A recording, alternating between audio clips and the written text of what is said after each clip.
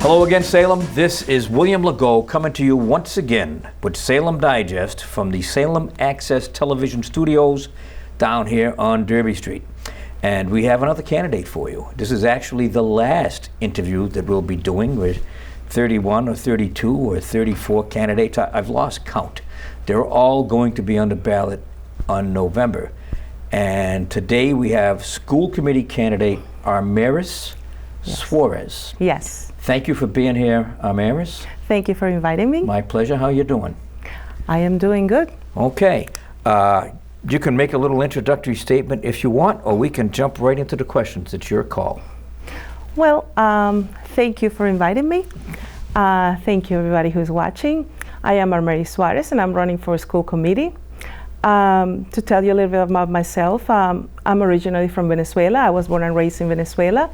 I moved to the United States in 2009, and I moved to Salem in 2011.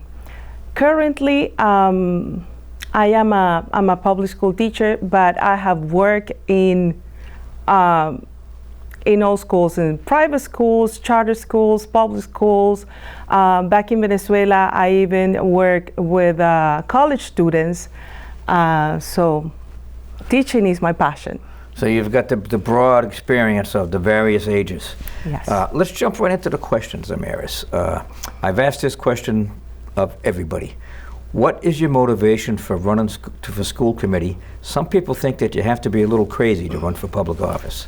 Well, some people think that you have to be a little bit crazy to be a teacher, so. Well, there you go. But I think that what we have to do is a lot of patience and passion for what we do. We need to like what we do.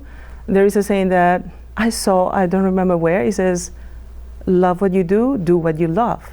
So it's great when you're doing what you love. What brought me to this point in my life is I want to bring some common sense criteria into Salem and see how we can support better the administrators so there is consistency and they can support better the teachers and of course the students. Also, I wouldn't want to see Salem, the city I love this city, to be ranking the bottom low in the schools. So I would like to bring some common sense. I would like to bring some goals that are achievable, that you can time, that you can assess to see if what we're doing is okay. And if it's not okay, what is the remediation for that? And if we tried everything and it's not working, well, then plan B, contingency plan, because we need the students to thrive, the students, the teachers, the administrators, and that way this community will thrive. I see. All righty. Where do you teach now? Are you teaching currently? I am teaching currently. I teach high school. I'm a Spanish teacher in the public sector. In the public sector, okay. Yes, I teach 8th graders, 11th graders, and 12th graders. All right, very good. So we're gonna roll right into question 2. There's been a lot of criticism of our school system over the last 10 years, really more than that. Many claim, and with some justification, that it underperforms overall and does not serve our students well. Are you in agreement with any of these criticisms? Have you seen them? Well, I have listened to concerned patterns, concerned residents, Salem residents. And also, I'm a teacher. I like looking at statistics. And because that's what I do, one day, because that's my job, one day I went to the DESE, Department of Elementary and Secondary Education, and I was checking the statistics of my own school and then the whole state. And then I said, well, I live in Salem, let me check Salem.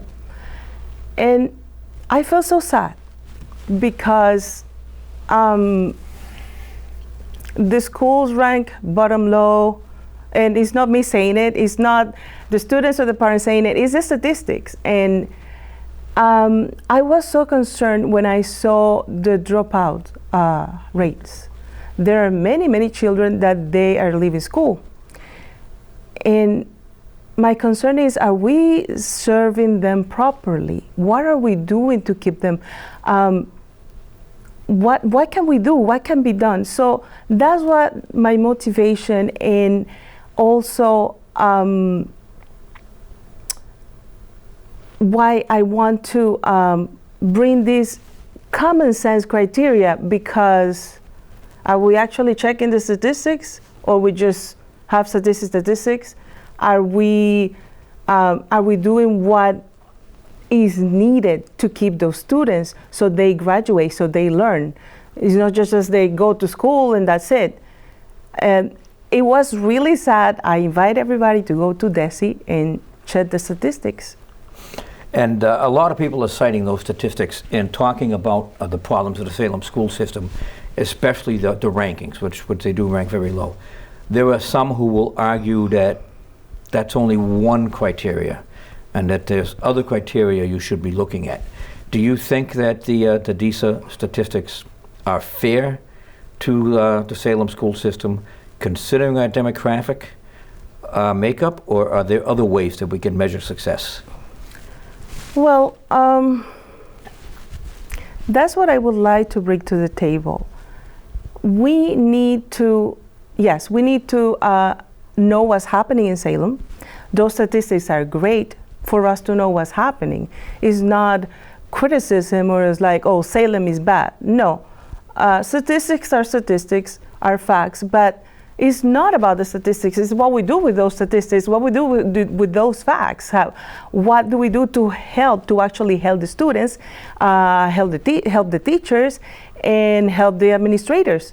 So we have a team to make students thrive, because in the end, I'm a teacher, I'm a public servant, and I just want to serve my students the best possible way, and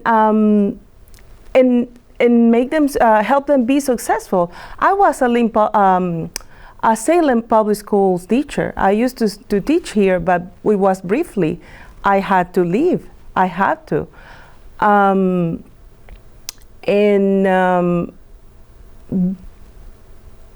The issue is that we have resources, and are we putting those resources where they need to be? I know we have special demographics.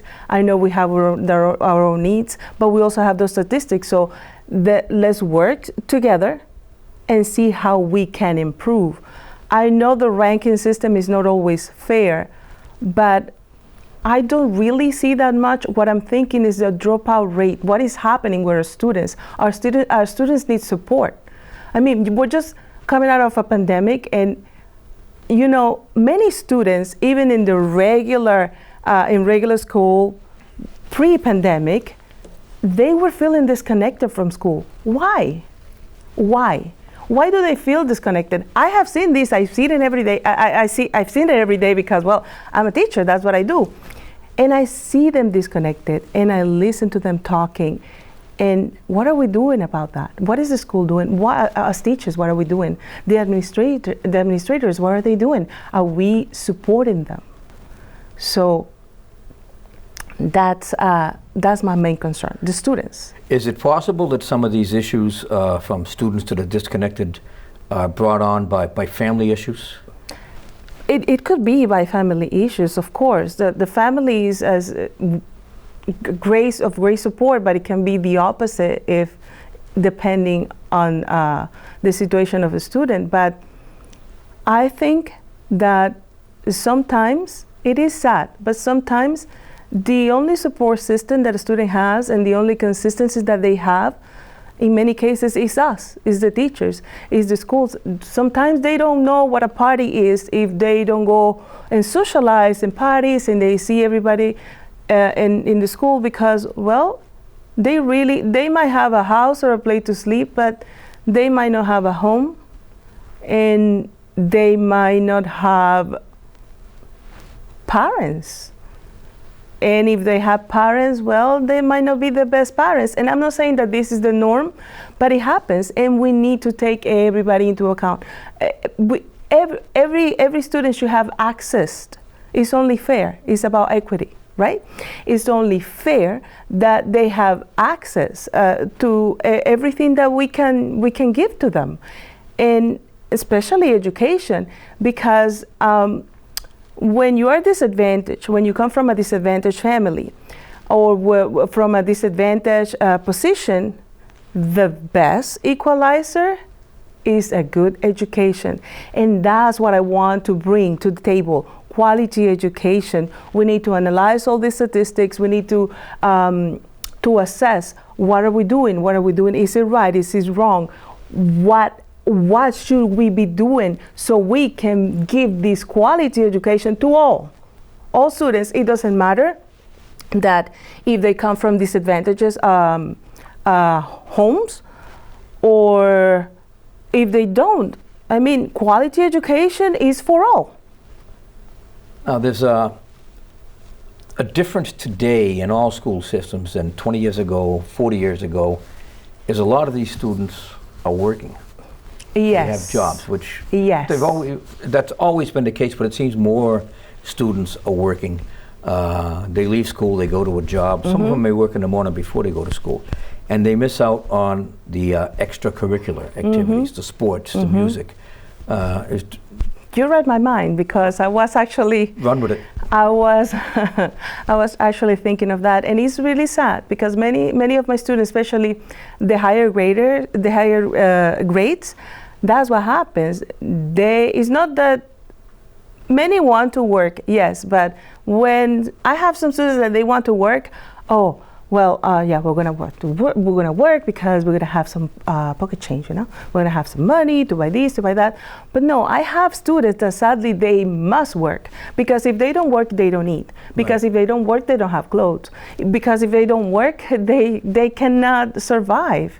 And in many cases, they are actually providing or supporting financially their parents or their so-called sponsors, or it's a really sad situation. I have many students that they have told me, Miss, I'm sorry, Miss, I missed class because, well, I was working. I went to bed around 1, and it is what it is, and it is sad. So all those students also that coming from those situations, and that is a position of disadvantage, we need to help the students to work around, and that way they have a quality education. Maybe I would dare to say, maybe we can work a schedule around them. It's like when they don't graduate and they have a GED, they can take them. They don't have to be in person. And now with all the advantages that they have, like computers at home and Wi-Fi, many, if not all public schools, right? Maybe the schedule could be more flexible. Maybe we can work together and see if what we are implementing is working. They need support. They need especially social emotional support to thrive. Very nice. Let's segue over to the other side of the coin, which are the teachers and the administrators, which may end up circling right back to where we're at right now. Turnover rate among the teachers and administrators in Salem is pretty big, a pretty serious turnover rate. It's a point of argument for many. And what can a school committee do to address and reverse this trend, both with the teachers and the administrators? I mean, how many high school principals have we been through in the last 5 years? I think I've lost count. What can we do about that? It is really a sad situation, because when you have a revolving door of teachers and administrators coming and going, the students see it. The students see it, they feel it, and they see the lack of consistency, and they might try and play cool. Oh, I'm cool, I don't care. But no, they feel it, and it's difficult. It's difficult. Even us as as adults, and if our boss is changing all the time, you have to deal with different people month after month or year after year. It is difficult. So imagine for a young person that is going through many things in life, many changes. They are learning. They are in a learning process. It's very difficult. So I think we need, as a school committee, we need to support them better. And of course, we have to be in charge to hire people that we know that they're going to do great in those roles. Let's say that they're experts in what they do. So this is a funny story. One day, a department head was telling me, "Oh, do you want to work here? Because, well, it's mostly Spanish, but you have to teach 1 or 2 periods of French." And I was like, French? You know, I was trying to learn French, but it's difficult because I wanted to take classes and it's in the morning, I can't. But it's all right, you go with the flow. And French is very similar to Spanish. I say, yes, and I know some words, but I don't feel skilled enough to teach French. I don't speak the language, because there's something else. If you know a language when you speak the language. It doesn't matter if you read or if you write it. If you don't speak the language, you don't know the language, okay? So that's what it is. And I said, no, I'm really sorry, I just can't. I wouldn't be able to do that to my students. I respect my students, and I wouldn't do that to them. And we need to bring these when we're hiring administrators, students, whomever we're hiring, even the custodians. Because if you are an expert on what you do, you're going to thrive. You're going to bring balance to the table. You're going to bring balance to the team. We're going to work as a team, not just a random group. No, there's a difference between being a team and being a group. We want to be a team that we work together to reach those goals. And if you're an expert on what you do, of course. And if you love what you do, even better. So we have to start that with the hiring process. And also support them. How can we help you? And having a support plan. What is happening? What are we doing? How can we support you better? And open a line of communication, but also follow up. Because it's not just, okay, you're the best, you're an expert, you're here, you're alone, you're by yourself. No, many teachers from Salem Public Schools, they leave and nobody asks them why you left, what happened. So you said that you have to quit. For example, I had to quit. I really had to go. And nobody asked me, nobody called me, nobody, not the principal, not the vice principal, not the superintendent. And I think that year, the superintendent was new, the principal was leaving. It was kind of, chaos. Yeah, exactly. But nobody reached out to me.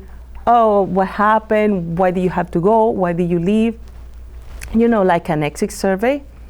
And I think that's what we should do. But not only for exit surveys, for on a regular basis, to follow up, to see how we can support you better. And we're not going to be like a helicopter either, like those helicopters always all the time. No, but a support system. And keep an open communication. And then we are working as a team. It's a well-oiled machine. And then it's working. It's working. But we need to accept what we're doing right. We need to accept what we're doing wrong and what we can improve, and then work from there. All right. So another criticism that is heard around town, not from everybody, and I don't think it's just our school system, it's with a lot of school systems, is that we're top-heavy in administration and there's not enough teachers. Is there any validity to that are there too many administrators these days and not enough teachers, or is that amount of administration necessary in education today? Oh, well, I have heard some concerned parents, some concerned people that they have told me that it is many administrators and not many teachers. We need more teachers and less administrators. That's what many have told me. Of course, I cannot give my opinion because I will have to check the statistics and I will have to check everything. But I like listening, and then I listen to the parents, and the parents are right there in the middle of everything, just with the students. So I need to listen to them, and I need to see what's happening. Of course, when you have too many administrators and not many teachers, it's really not going to work. And when you have too many teachers but not many administrators, it's not going to work either. We need to have a balance. We need to have a balance. If we don't have a balance, then it's not going to work. Well, we have a lot of different schools now. We've got regular grammar schools, we've got the innovation schools, we've got Bentley, we have Carlton, very large middle school, well, a large building. It's not as many students as we used to have. Mm-hmm. We also have the regional voc, Essex Tech, mm-hmm. And we lose some students to that. Should we in Salem be looking at more vocational programming in Salem to keep some of these students here, or is Essex Tech working out well for us? I actually support that idea of having more vocational students here. Not because we're losing them to Essex, because Essex offer what they offer, but here in Salem we have other things to offer. Look around you. We can offer things that Essex Tech is not offering. For example, we're a big in tourism, right? Why don't we teach that to the kids? A little marketing. Marketing, exactly. So many things that they're not teaching in Essex that we can teach here. It's not that we're losing them or we're gonna miss them, but is that here we have our own vocational school adapted to the needs or to the market, as you said, here in Salem. Very good. Now, of course, we've got 3 charter schools, 2 within the school system directly, and then we have Salem Academy, which is not really, it's their own separate school system, but we fund that. That's a lot of money for us. Mm-hmm. We have a huge schools budget.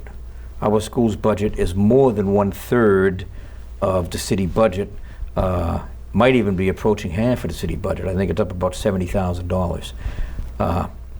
So we're spending enough money. Are we spending it right? What is the question? We're spending a lot of money to run the schools. Are we spending it right? Are we spending it correctly? And that's where we go back to statistics. Are the students thriving? Are they graduating? Are they productive members of this society, of this community? And I mean, if you see these as a company, as a private company, you see the product. The product is our students. So if you see our students and they are thriving and they continue studying and they continue other adventures, learning adventures, I think we're pretty much successful.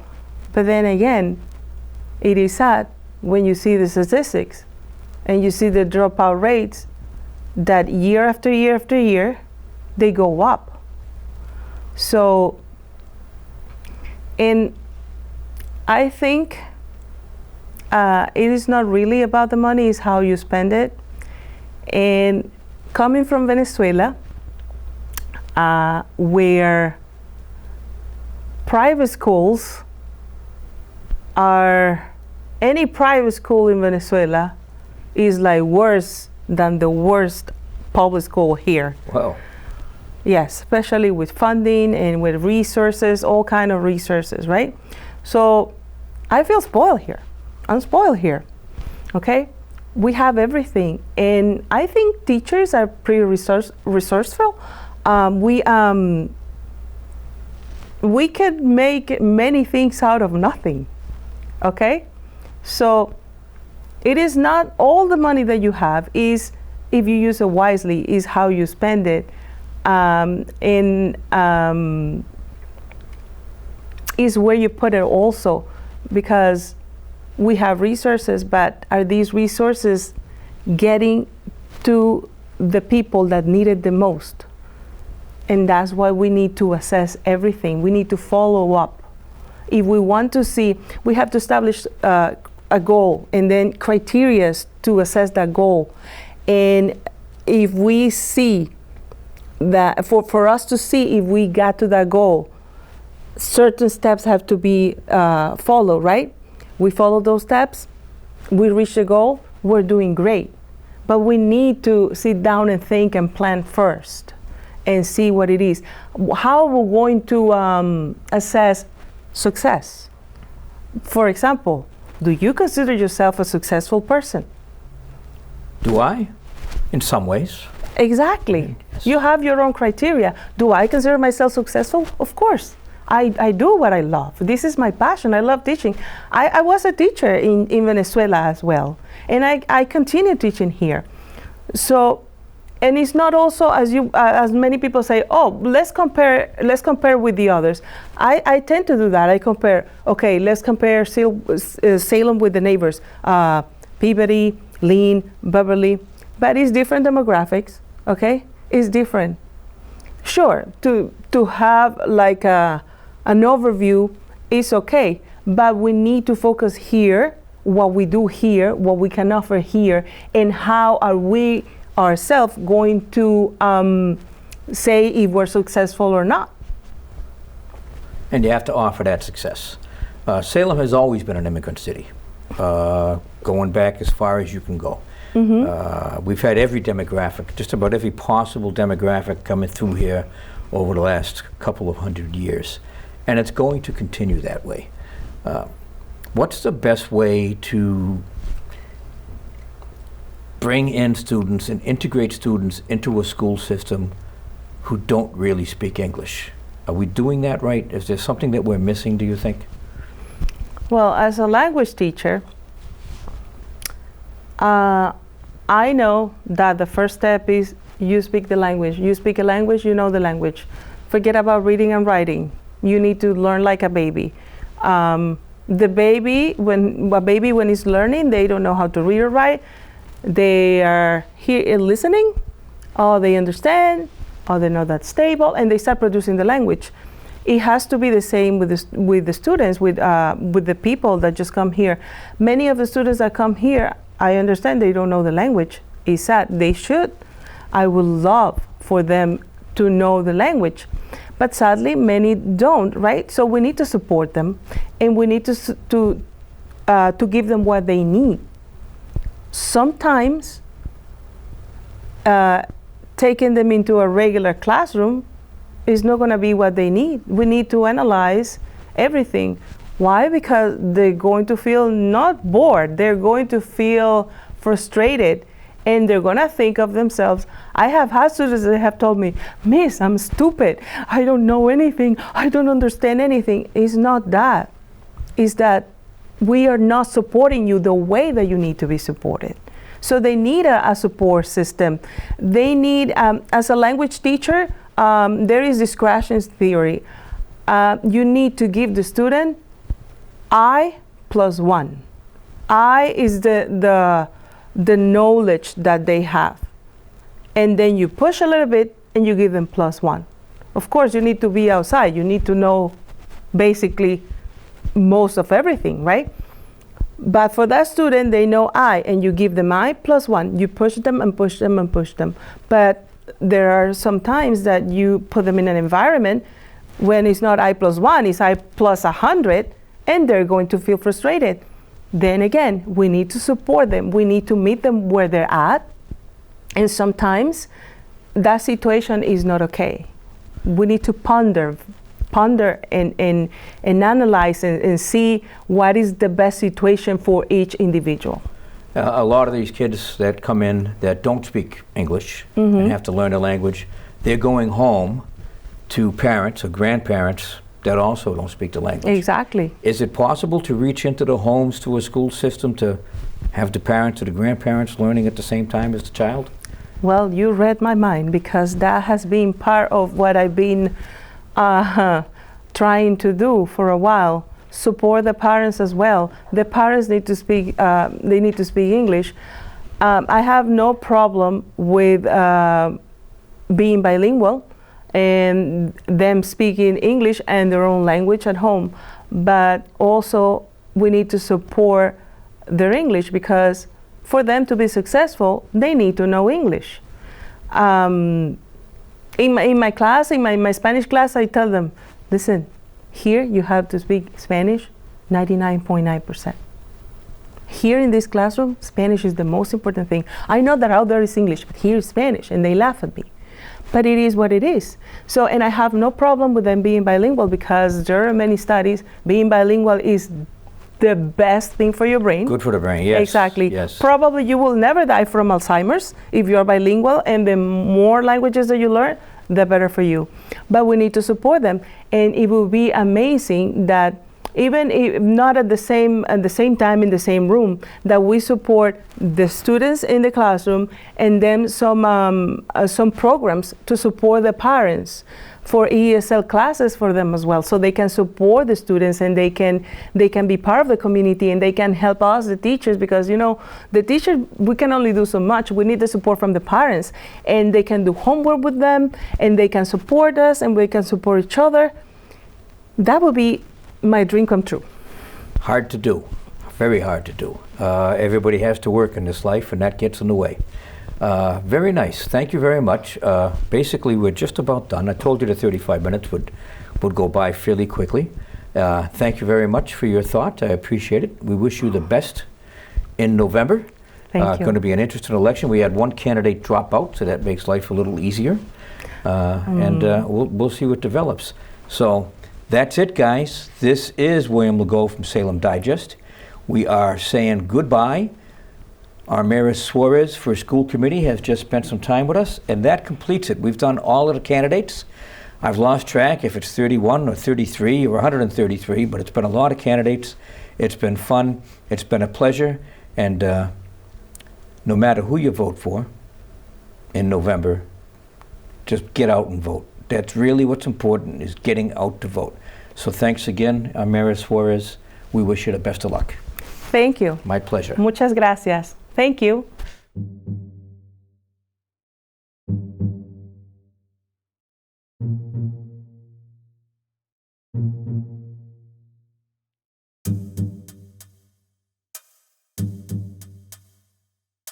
Thank you.